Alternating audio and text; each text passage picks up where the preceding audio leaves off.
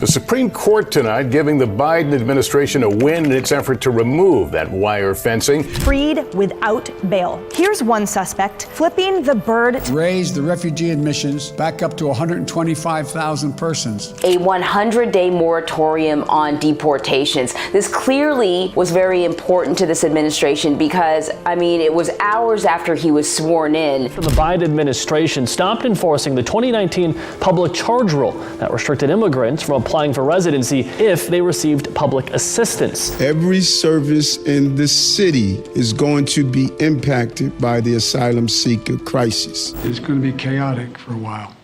The president's first job is to uphold and defend the Constitution of the United States of America.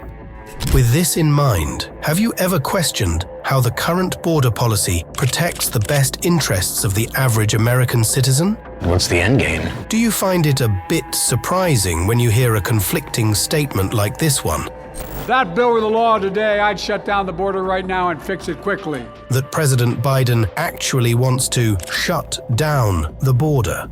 Meanwhile, the Department of Homeland Security instructs immigration enforcement officers that the fact an individual is a removable non-citizen should not alone be the basis of an enforcement action against them. What if there is evidence that the way you feel right now is... It's all part of the plan. Let's open our minds to the president's point of view and investigate 3 possible explanations for Joe Biden's border policy. Before stepping into President Biden's shoes to understand why our current border policy is inevitable, let's examine some of the costs and risks of this strategy. Border Patrol officials say that between October of last year and September 30th of this year, 151 migrants with positive terrorism watch list matches were arrested after crossing into the U.S. illegally along the southern border. Alejandro Giammattei, the Guatemalan president between 2020 and 2024, warned the Biden administration of the dangerous consequences of open borders, stating that what the United States has is a process of invasion. A Guatemalan intelligence report found that 20,522 people from 9 nationalities of interest for terrorism and drug trafficking, including Afghanistan, China, Iran, Iraq, and Russia, arrived in Guatemala between January 1st, 2022 and August 31st, 2023. There will be terrorists, Giammattei predicted. And it's not just the countries where migrants are coming from that are warning us. FBI Director Christopher Wray confirmed Giammattei's warnings when he testified under oath in November 2023 that we cannot and do not discount the possibility that Hamas or another foreign terrorist organization may exploit the current conflict to conduct attacks here on our own soil. But is there really any evidence of terrorism-related migrant activity?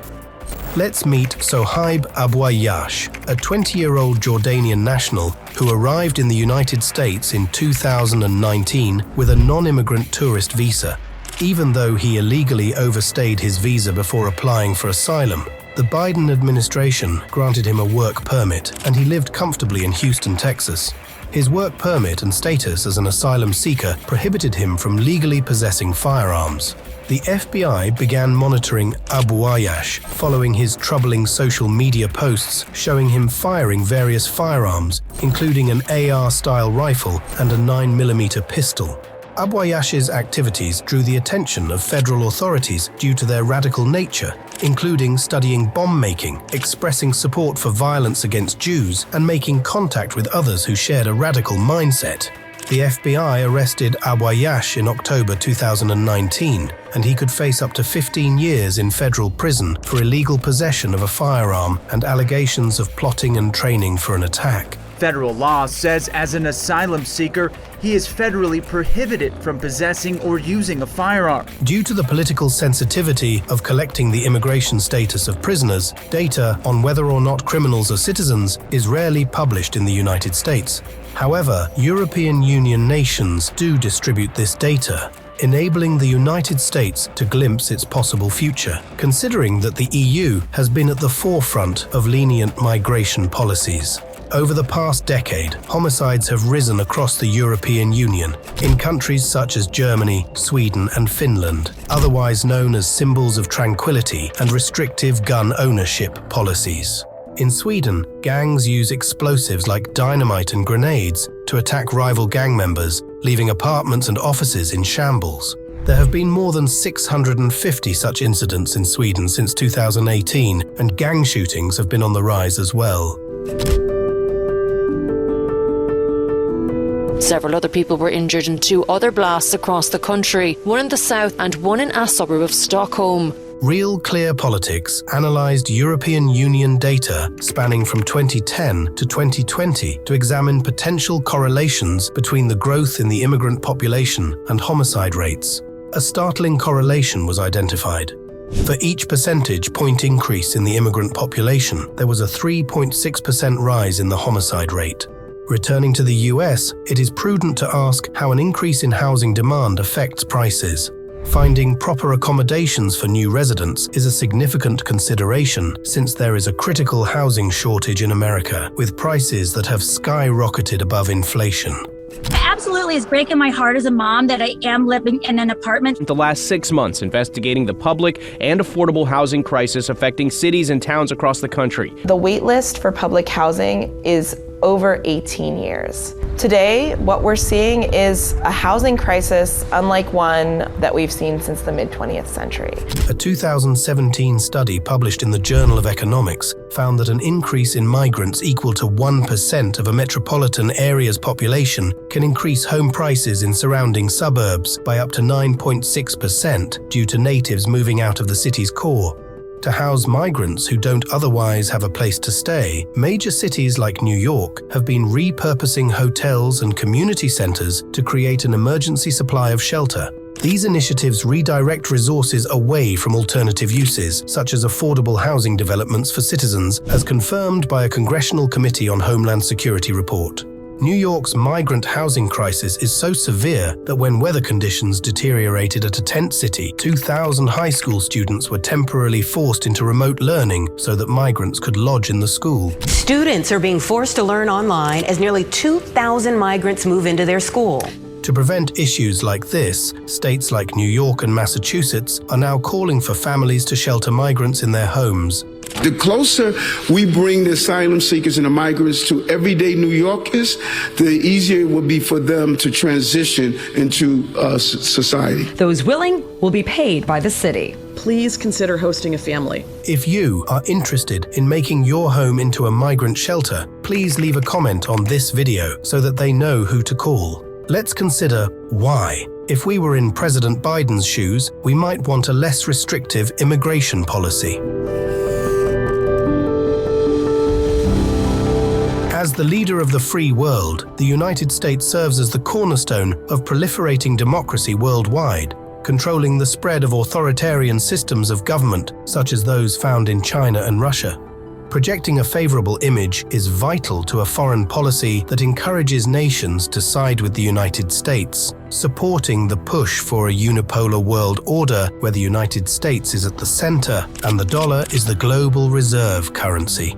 Ignoring requests for refuge and asylum from neighbors in countries like Guatemala, Honduras, El Salvador, and Venezuela, who are facing violence, poverty, and persecution, would make it easier for foreign powers like China to spread their influence to these countries. Furthermore, not maintaining a robust refugee program would violate the Geneva Convention of 1951, which defines the rights of refugees and establishes the responsibilities of nations that grant asylum. Wouldn't you want the same treatment if things went left in the United States and you decided to move south? A dangerous route that migrants from around the world increasingly traverse in the hope of getting to the U.S.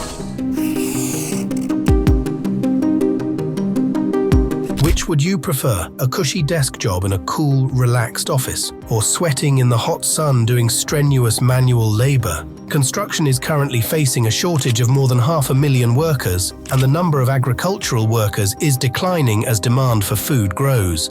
With the US population being older than ever, and most young Americans preferring comfortable service and knowledge worker careers, there is a critical shortage of US citizens who want to do demanding manual labor like farming or construction. The US Bureau of Labor Statistics points out that the 1.8 million immigrants who joined the workforce in 2022 drove nearly 60% of the labor force expansion.